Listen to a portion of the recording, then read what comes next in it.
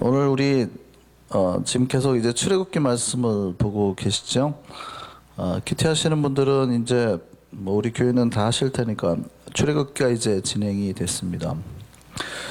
우리는 오늘 이 장면인 모세가 하나님으로부터 사역자로 부름을 받는 장면입니다. 우리는 모든 전 교우들은요 사역을 위해서 부름을 받았습니다. 사실은 많은 교우들이 우리를 교역자들을 교역자들만을 사역자로 생각하는 경우가 있어요. 근데 사실은 하나님의 백성은 주님의 나라와 영광을 위해서 부름을 받았습니다. 우리가 예수를 믿고 구원받기 위해서 부름을 받은 건 맞아요. 근데 그거는 정말 베이직한 거예요.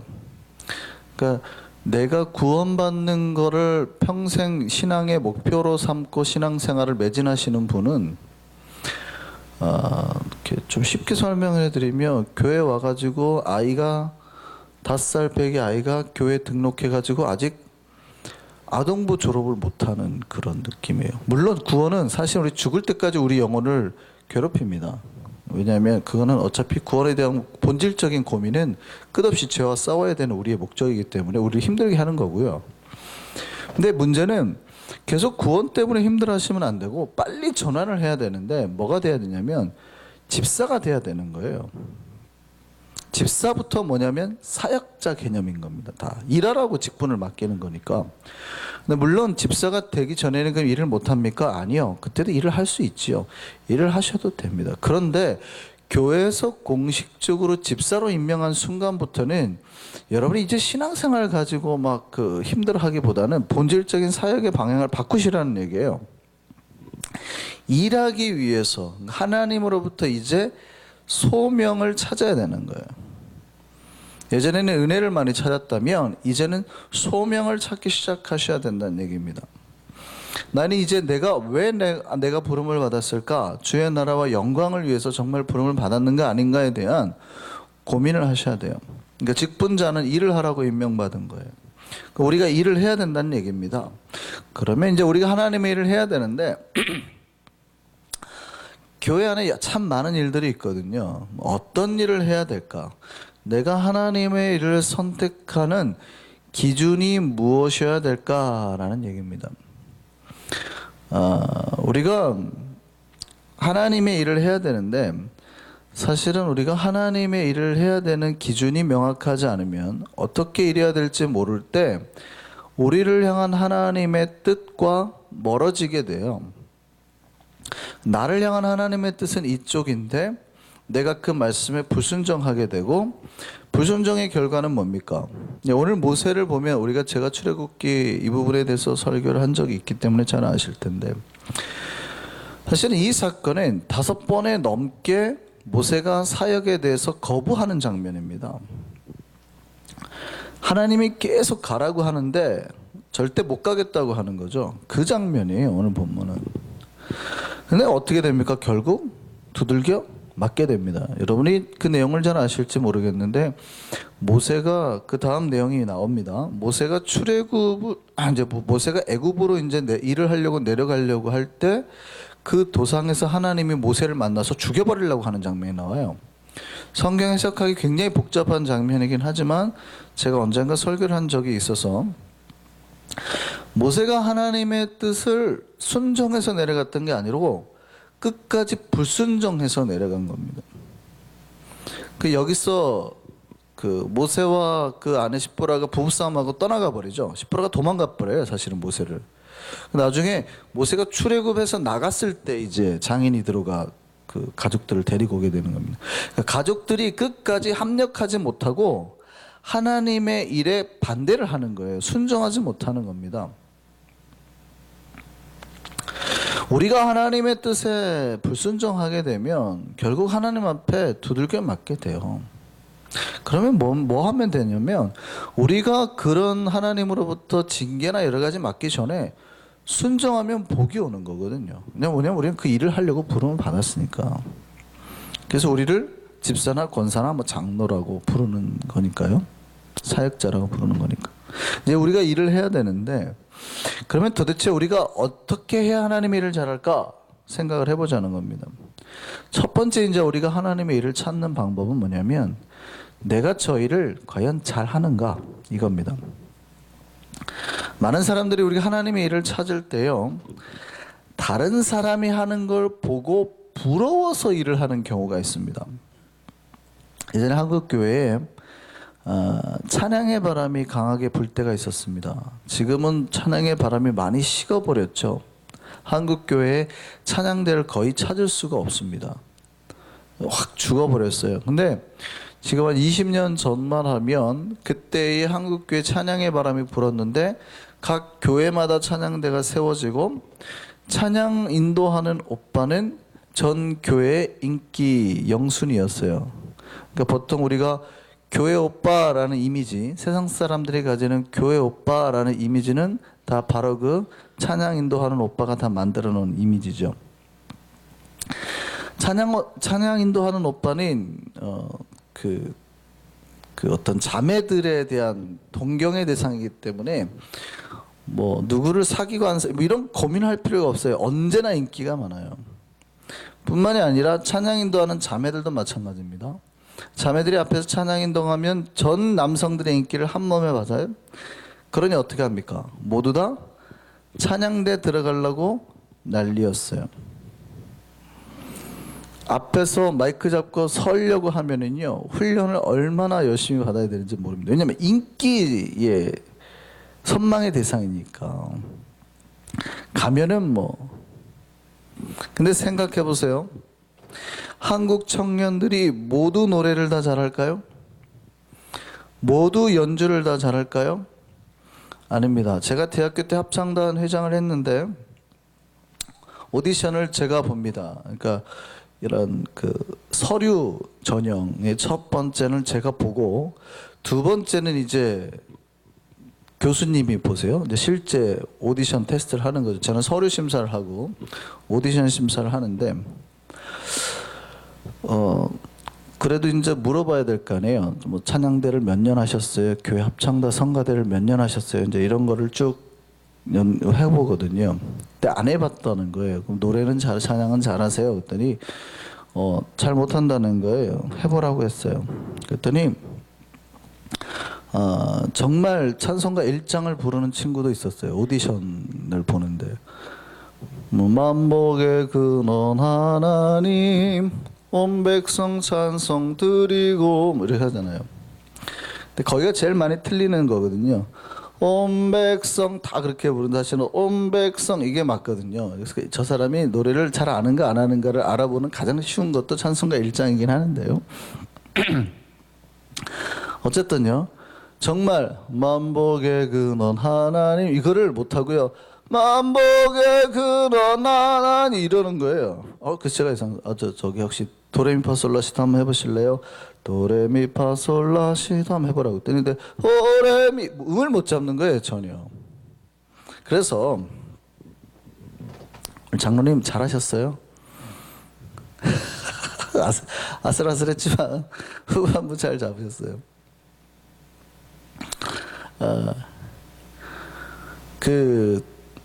근데 그분이 찬양을 하겠다고 오디션을 보러 온 거죠. 물론 우리 합창단에는 자매들이 많았기 때문에 아무래도 그런 영향이 있을 거 아니에요. 저는 걸러내야 되는 거고. 물론 찬양은 노래를 못한다고 할 수 없는 건 아니에요. 왜냐하면 찬양은 노래가 아니니까. 그런데 찬양대는 뭐냐면 노래로 찬양을 하는 사람들이에요. 찬양과 노래는 별개의 것입니다. 제가 몇 번 말씀드렸죠. 찬양과 노래는 절대 똑같은 게 아니에요. 우리는 교인들이 많이 노래하는 걸 자꾸 찬양하는 거라고 생각하는데 찬양과 노래는 별개의 것입니다. 그러니까 찬양을 잘한 우리가 일만 찬양을 잘한다가 노래를 잘한다로 교회에서 통용되는 단어지만 정확한 거는 찬양이라는 거는 내가 하나님을 높이는 거예요. 손만 들어도 찬양이고 여러분이 지금 하나님 감사합니다. 하나님만이 나의 모든 것입니다. 라고 아침에 기도를 하는 것도 지금 찬양하는 거예요. 그러니까 찬양과 노래는 별개인데 찬양대는 뭐냐? 성가대는 뭐냐? 예, 노래로 찬양하는 사람이에요. 노래를 잘하는 사람들이 모여서 찬양을 하는 데는 거죠. 특별히 이제 합창되니까 웬만큼 하면 다 붙여져요. 웬만큼 하면 다 붙여줍니다. 왜냐하면 하다 보면 늘기 때문에. 근데 완전히 음을 못 잡는 사람을 찬양대에 세울 수는 없는 노릇이었어요. 그래서 그 사람이 결국 오디션에 떨어졌습니다. 그리고 서운해했어요. 교회에서 우리가 하나님의 일을 할 때 우리가 하나님의 그 일을 하는 선택하는 기준 중에 하나는요, 잘 하는 겁니다. 여러분이 동의를 하시는지 안 하실지는 잘 모르겠지만 잘 하는 것을 하셔야 돼요. 운전을 잘하는 사람이 차량부에 들어가는 게 맞습니다. 운전면허가 없는데 하겠다고 덤비면 그 사람이 아무리 믿음이 좋아도 안 되는 거예요. 그 믿음과 별개예요. 잘하지 않으면 안 시켜야 되는 겁니다. 이해되시나요? 남문현 집사님이 교회에 주로 이렇게 수리하고 고치고 시설 관리나 봉사 쪽으로 일을 하시잖아요. 남문현 집사님은 절대 찬양대 안 하시잖아요. 왜 그럴까요? 이걸 잘 하시는 거예요. 근데 제가 어거지로 재직부를 확 돌려가지고 남문현 집사님이 절대 시설관리부를 못하게 하고 제가 찬양대를 하라고 그랬어요. 잘하는 걸까요? 잘못하는 걸까요? 공평해야 되니까 무조건 잡아 돌려야 되는 건가요? 잘하는 걸 하는 거예요. 이거는 믿음과 관계없어요. 돈에 대해서 아주 꼼꼼한 사람이 있는가 반면에 아주 덜렁거리는 사람이 있죠. 자, 재정부는 꼼꼼한 사람이 맡아야 될까요? 계산 자꾸 틀리는 사람이 맡아야 될까요? 혹시 재정부가 계셔서도 오해하실까 싶은데, 재정부 일하다가 틀릴 수 있습니다. 저는 굉장히 기본적인 이야기를 하는 거예요. 그렇죠. 꼼꼼한 사람이 하는 거예요. 그게 잘하는 사람이 하는 게 맞아요. 하나님의 일을 할 때 잘하는 것을 선택해서 일을 해야 돼요. 내가 잘하는 것. 하나님의 일은 내가 굉장히 잘하는 것을 찾아서 일을 해야 되는 겁니다. 부족한 면을 메워서 일할 수도 있죠. 남문현 집사님이 열심히 해가지고 내가 못하는 노래지만 나는 찬양대를 서겠다 해서 해도 괜찮지만, 그것보다는 기본적으로 우리가 잘하는 것을 하나님 앞에 드리는 것이 맞아요. 하나님이 그거 하라고 우리를 만드셨어요. 우리에게 그런 탤런트를 주신 거예요. 20세기에 많은 발명가가 나왔지만 수천 수백 명의 발명가들 업적을 다 합쳐도 에디슨 혼자의 그 업적만큼 따라가지를 못한대요. 어느 날 에디슨 주변에 있던 사람이 이런 말을 했습니다. 에디슨이 그 사람이 이런 말을 했대요. 곧 밤에도 대낮처럼 책을 읽을 수 있게 될 거야 그랬대요. 그때 그 사람이 그랬대요. 에이, 그렇게 된다면 천지가 개벽하게요. 그렇게 천지개벽할 일을 에디슨이 했대요. 그런데 에디슨이 초등학교 다닐 때 공부를 정말 못했대요. 지지리도 못했대요. 학교 선생님이 에디슨한테 가르치다가 두 손 두 발 다 들었대요. 근데 엄마는 포기하지 않았대요. 그 아이가 바보라고 생각하지 않은 거죠. 그 아이의 강점을 봤어요. 뭐냐 하면 에디슨은 학교 공부는 못했지만 뭔가 이렇게 실험하는 거를 좋아했던 거죠. 그리고 한 번 실험했던 거를 절대 놓치지 않고 계속 하더라는 거예요. 두 가지예요. 실험 정신과 끈기. 그리고 엄마는 그걸 보고 격려했어요. 다 사람들이 너 바보다 못한다고 했을 때 너 잘한다 그랬다는 거죠. 엄마는 뭘 봐준 거예요? 강점을 받은 거죠. 강점을 봐준 거예요. 교회 일도 마찬가지입니다. 우리가 다 못해요? 아니요. 잘하는 거 있어요. 우리가 다 잘해요? 아니요. 못하는 거 있다고요. 이 세상에서 다 잘하는 사람이 그렇게 많지 않아요. 제가 지금까지 만난 사람 중에 저 빼고 몇 명 없어요. 뭘 잘하는 사람은 그렇게 많지 않아요. 제가 잘 알기 때문에. 웃자고 하는 말이니까 너무 심각하게 반응하지 마세요. 그러니까 별로 없다 이 말이에요. 우리가 하나님의 일을 그렇게 하는 게 아니에요. 내가 막 아무거나 저기 하는 게 아니라 하나님이 나에게 주신 탤런트대로 하는 거예요. 두 번째는 우리가 하나님의 일을 선택할 때 내가 지금 그 하는 일이 재밌어야 돼요. 잘하는 사람보다 더 무서운 사람은요, 타고난 사람이에요. 죄송한데 저는 조금 천성적인 개념을 봅니다. 그러니까 저는 안 꼼꼼하거든요. 근데 천성적으로 꼼꼼하게 태어난 사람을 이길 수가 없더라고요. 돈 계산하는 때 저는 전혀 할 수가 없어요. 저는 굉장히 길칩니다. 그런데 저랑 같이 사역했던 목사님은요, 한 번 가면 그 길을 다 알아요. 예전에 서울에 신방을 가는데 그 목사님은 그 복잡한 서울길을 어떻게 돌아갔는데 그거를 한 번 갔는데 기억을 해내더라고요. 저는요, 결혼해가지고 5년 동안 저희 처가가 서울인데 처가 휴가 때마다 1년에 한 번 가는데 갈 때마다 다른 길로 갔어요. 갈 때마다. 도대체 길을 못 찾겠는 거예요. 한 번은 서울 복잡한 도로에 갇혀가지고 3시간 동안 꼼짝 말아 한 적도 있어요. 안 되는 건 안 되는 거예요. 그게 아예 타고난 거죠. 무슨 말인지 아시겠어요? 그러니까 잘하는 사람보다 더 무서운 사람은 아예 타고난 사람이 있어요. 그렇게. 그런데 타고난 사람보다 더 무서운 사람은요, 열심히 하는 사람. 정말 미친 듯이 하는 사람이에요. 그런데 열심히 하는 사람보다 더 무서운 사람은 뭐냐면 그 일을 재밌어 하는 사람이에요. 일이 즐거운 사람보다 무서운 사람은 없습니다. 이거는 천성보다 열심보다도 앞서요. 재미있게 하는 사람은 이 모든 걸 넘어서는 거예요. 실력이 아무리 부족해도요, 재밌어 하는 사람을 이길 수는 없습니다. 하나님의 일은요, 재밌어야 되는 겁니다. 저는 찬양하는 게 재밌고 즐거웠어요. 노래하는 게 아주 즐거웠습니다. 제가 고등학교 때, 대학교 때 보통 한국의 아이들은 토요일에 교회 와서 청소를 하고 교회 일을 하고 뭐 주보를 찍고 여러 가지 일을 하잖아요. 토요일에 교회 와서 하는 일이, 청소하고 그거 다 하고 난 다음에 항상 하는 일이 청년들이 그렇게 많지도 않았어요. 근데 저기 앉아서 항상 피아노에 항상 앉아서 하는 게 그냥 노래하는 거죠. 한 4명 그냥 자연스럽게 모여요. 자연스럽게 모이면 악보를 보고, 악보도 뭐 그때 많지 않았으니까 악보 하나 놓고 피아노 그냥 하나 놓고 4명이 이러고 보는 거예요. 뒤에 노래하는 사람이. 그러면 소프라노 1명 부르고, 남자들끼리 그냥 엘토 부르고 테너 부르고 베이스 한 번씩 파트 해보고 그냥 4명이 맞춰보는 거죠. 그냥 할 일이 없어요. 그냥 다른 걸 안 하고 그냥 그걸 하는 거예요. 4명 항상 항상 모이면. 그래가지고 그냥 불러보는 거예요. 그러다가 4명의 화음이 정확하게 맞아가지고 노래가 쫙 되잖아요. 이게 얼마나 재밌는지 몰라요. 여러분이 그때 그 희열을 제가 표현하면 이해를 하실지 모르겠는데, 마치 축구를 하다가 골이 들어가는 것과 똑같은 기쁨이 들어요. 여러분이 배드민턴 하다가 혹시 해보셨나요? 강 스매시 했는데 콱 꽂혀 들어가는 거예요. 그럴 때 느끼는 쾌감과 굉장히 비슷해요. 내가 무언가를 완전히 이뤄내는 기쁨과 환희. 제가 합창단 해봤잖아요.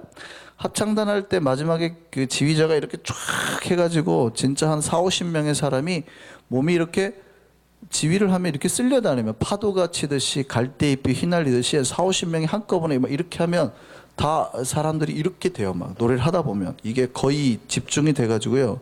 거의 정말 그 반 미쳐서 노래를 하잖아요. 그러면 거의 이렇게 쫙 하면 이 손짓 하나에 전체가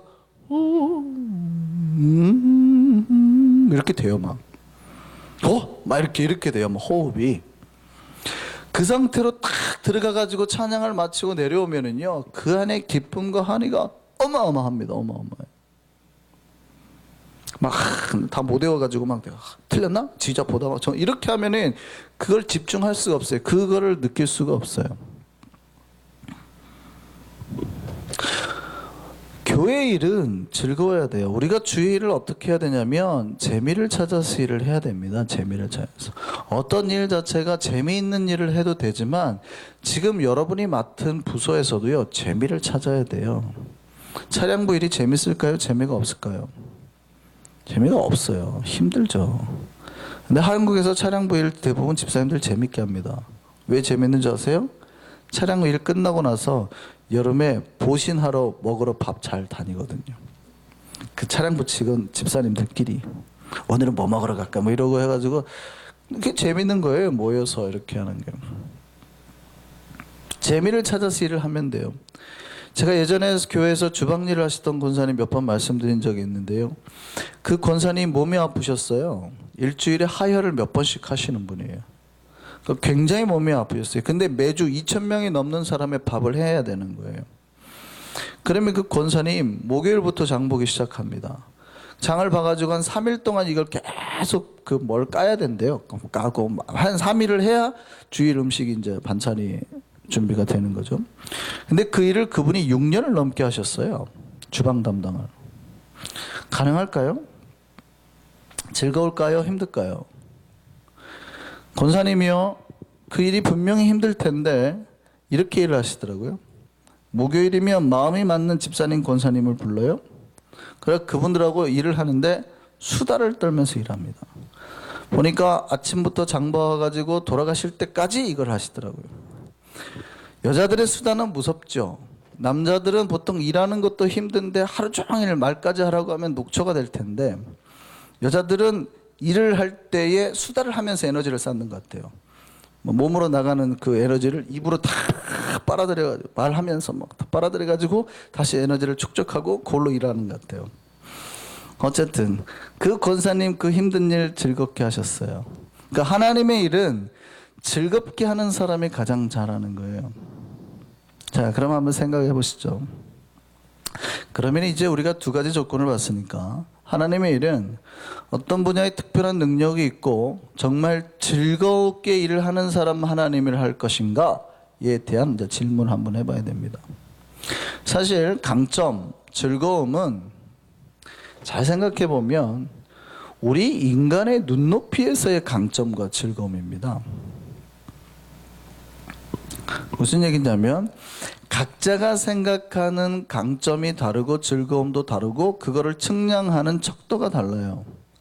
그러니까 어떤 사람은 자기가 찬양을 엄청 잘해요. 제가 보기에는 오디션을 보는데 이 친구는 굉장히 찬양을 잘하거든요.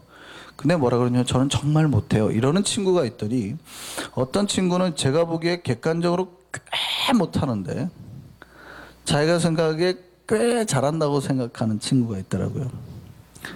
그러니까 어떤 잘하는 것에 대해 기준이나 좋아하는 것에 대해서 각 개인차가 있다라는 거죠. 그러면 보세요. 자기가 못한다고 생각하는 사람이 일을 하는 게 객관적인 실력이 좋은 사람, 나는 못한다고 생각하지만 객관적인 실력이 좋은 사람이 일을 해야 될까요? 아니면 자기가 되게 잘한다고 생각하는데 객관적 실력이 떨어진 사람이 일을 하는 게 좋을까요? 헷갈려 버리잖아요. 예.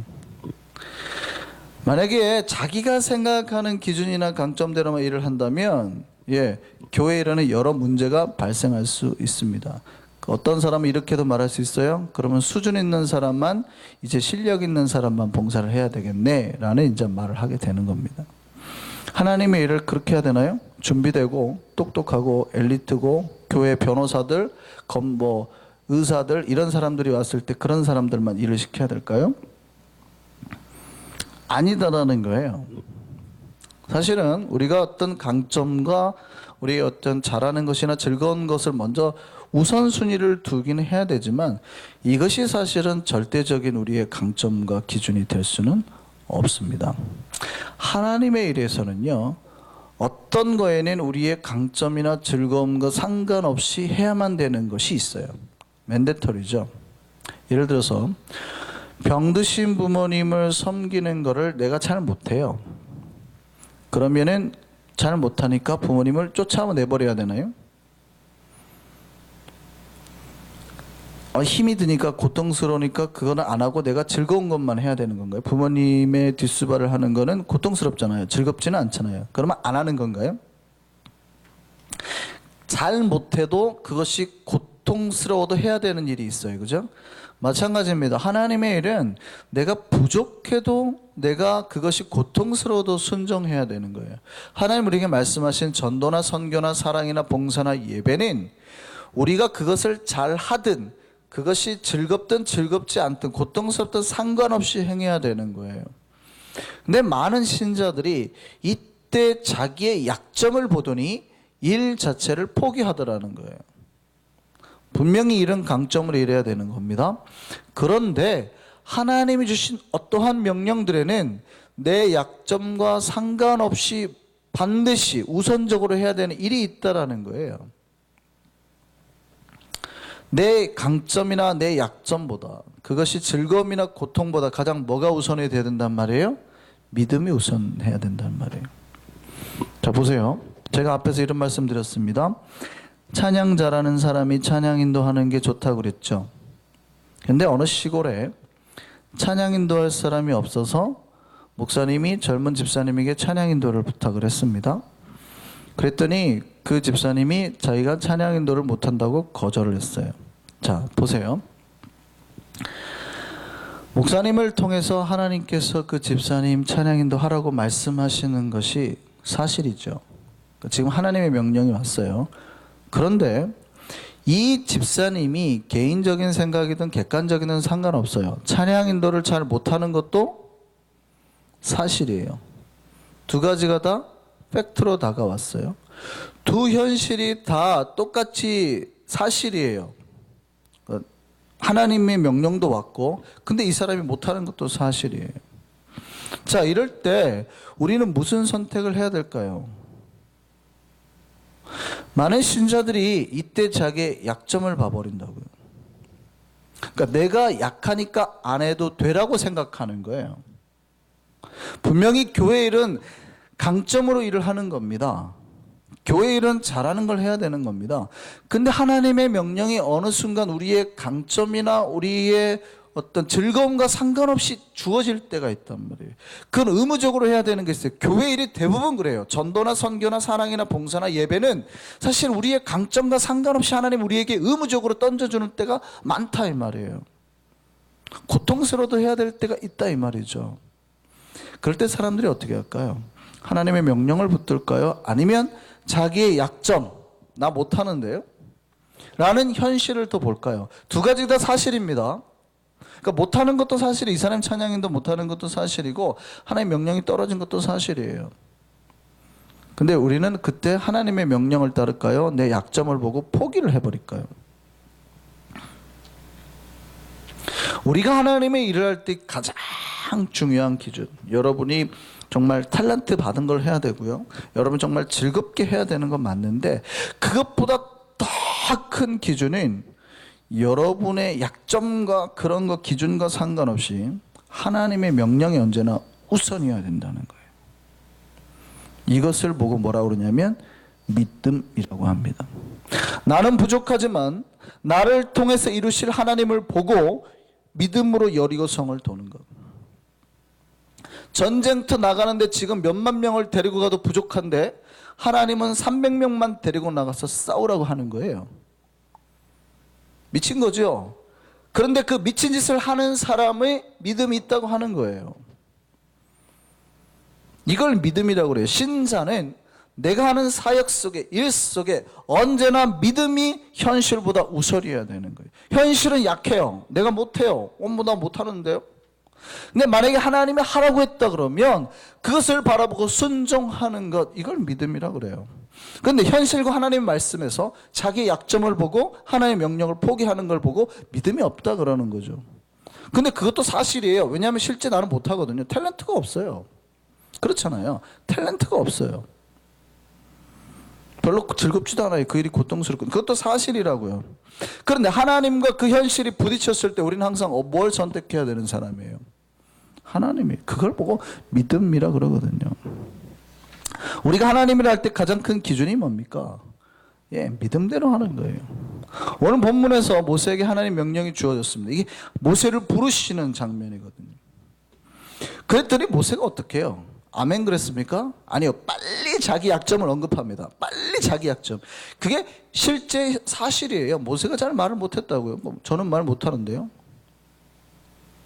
둔한데요.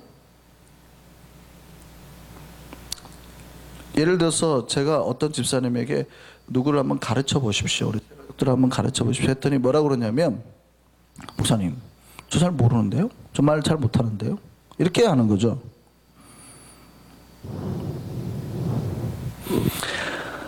모세가 말 못하는 것도 사실이에요. 그렇지만 하나님의 명령과 모세의 약점이 사실이 충돌했을 때 뭘 선택해야 돼요? 여러분이 하나님의 일을 할 때의 기준인 겁니다. 많은 사람들이 하나님의 명령이 떨어지면 자기의 약점을 언급하면서 거부를 합니다. 하나님의 선교 명령, 구원의 명령에 자기의 약점들에서 거부합니다. 어떤 사람이 선교사를 부를 때 그래요. 저는 하나님 밥 먹지 못하면 죽어요. 그래서 안 갈 거예요. 저는 지금까지 한 번도 한국을 떠나본 적이 없어요. 안 갈 거예요. 모세가 죽어가는 사람 구원하라고 하나님이 보냈더니 저 말 잘 못하는데요. 안 갈 거예요. 그랬던 거죠. 자기 약점. 그런데 앞에 두 선교사로 부름받은 사람이나 모세나 똑같이 간과하게 있는 게 있어요. 하나님의 일은 강점을 하는 거고 즐겁게 하는 거지만 그것보다 더 위에 있는 거는 믿음이에요. 하나님의 일은 뭘로 하는 거예요? 믿음으로 하는 거예요. 주님의 명령에 순종을 하기 때문에 하는 거예요. 그러면 여러분의 강점이 뭐예요? 믿음이죠.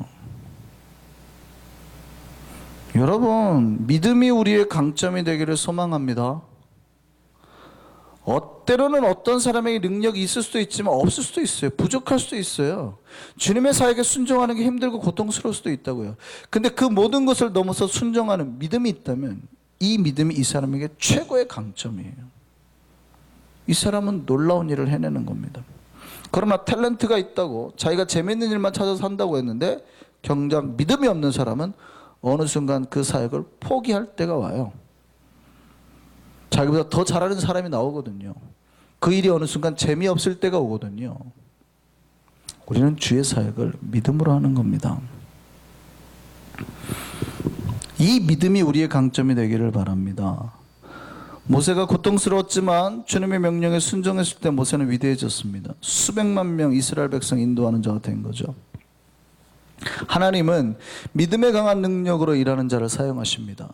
그리고 그들에게 복을 주십니다. 우리 일선교회가, 한성교회가 이 믿음의 강점으로 일하는 우리 모두가 되기를 소망합니다. 기도하시겠습니다.